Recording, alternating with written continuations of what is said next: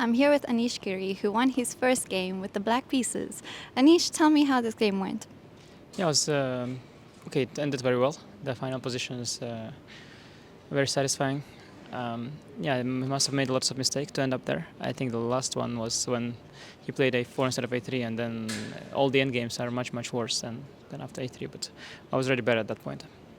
And you're known as the Knight of Master with your chessable course and all of that. I had a look at it, and in the opening, you deviated from what you tell all your fans to play. So, can you tell me a bit about that? First of all, I'm really happy you bought my chessable course. It's very important to support, the upcoming chess talents.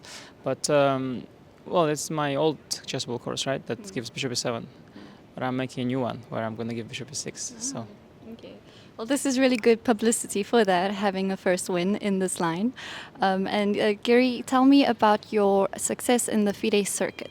You are now currently second, I don't know if you know that, behind Prague, but Prague is the first seed over here. So if anything happens in this event or the World Cup, you qualify for candidates. Have you thought about that? A little. Well, first of all, I had a similar situation when I was doing very well in the circuit, and didn't make it in the end. So it's really tricky, the circuit. And also, to be fair, in the current standing, I think I'm ahead of some people who have points from less events. So, for example, I believe I have a few points more than Noderbeck based on 4 tournaments. Noderbeck's points are based on 3 tournaments. So if Noderbeck provided we'll play a few events in a row around equally, there is a chance if some events are ineligible, but basically that he will be ahead by a margin. So actually, I'm technically ahead, but I'm not sure I'm even ahead of Noderbeck either. But of course, there's many. Now the season basically just opened up. We've got Grand Swiss, we've got World Cup, and then indeed we have a shot at the circuit. And even if I'll be behind a few people like Noderbeck, I'll always. If push comes to shove, I'll try my best in the circuit as well in the end. So I'm definitely excited. The cycle season basically has just begun. And will we be seeing you at more events? You've just mentioned the World Cup. Where else will you be trying to get the circuit points? There's direct qualification here in the World Cup, so that's that's the primary hope. But if after that there is still a shot, there are a few tournaments I can play. Like possibly there will be an event in London, like last time, where I was playing the circuit as well. I didn't play there, but Gukesh played there to try.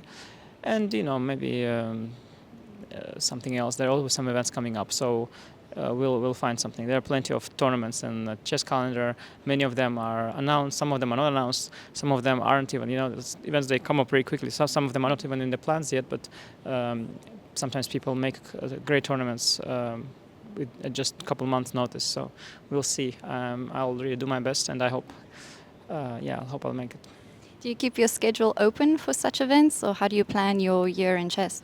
Well, difficult. So I got the second night, of course, with bishop e6 coming up. I got that too. Mostly, main thing is that I have to make sure my family is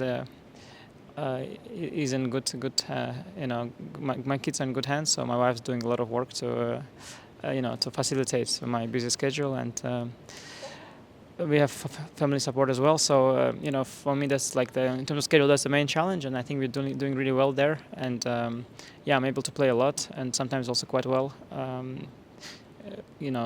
While having very active family and many children, so it's pretty fun.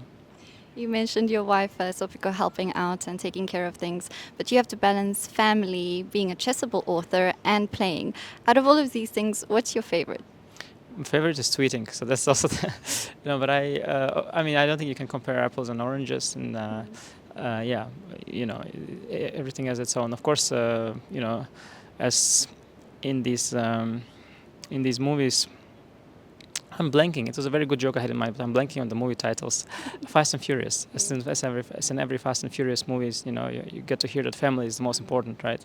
So I've got that knowledge, but as well, having a exciting passion like chess and pursuing your professional goals are a lot of fun too. And I don't think they really compete with each other. Of course, you have to spend time on both, but you can't really like your kids will be sick of you if you spend all the time with them, and also they'll probably grow up to be very annoying people if I'll be the only one raising them. And at the same time, if you spend too much time doing chess, not many have tried spending like all their time on chess. You'll burn out really quickly. I think it's very intense. So I think it's possible to do everything at once. And my final question, and on what you just said, what is your professional goal in chess? Well, I'm really enjoying, the whole ride. But of course, if you have to like put a goal to it, obviously, I want to become world champion, as 8-year-old Gukesh has once said. So, no, of course, I think that's sort of a dream for everybody who hasn't yet become world champion. So, it's an easy thing to say, but it's not even that relevant, honestly. You just have a goal that you can tell to people, so, during interviews. But otherwise, you're just really focusing on chess and trying to improve and trying to reinvent yourself and stay ahead. Thank you so much, Anish. Good luck for the rest of your event.